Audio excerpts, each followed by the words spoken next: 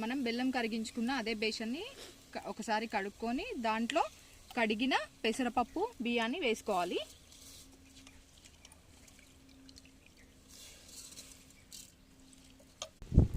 ఇప్పుడు ఆ బియ్యానికి పెసరపప్పుకు తగినన్ని వాటర్ని మనం దాంట్లో పోసుకోవాలి.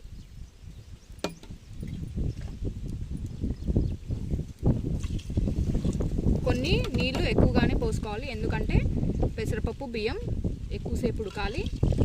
చాలా మెత్తగా అయితేనే చక్కెర పొంగలి చాలా బాగా వస్తుంది.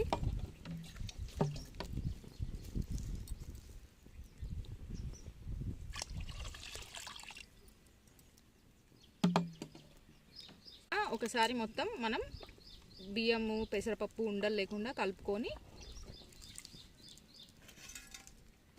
దానిపైన మూత పెట్టుకోవాలి.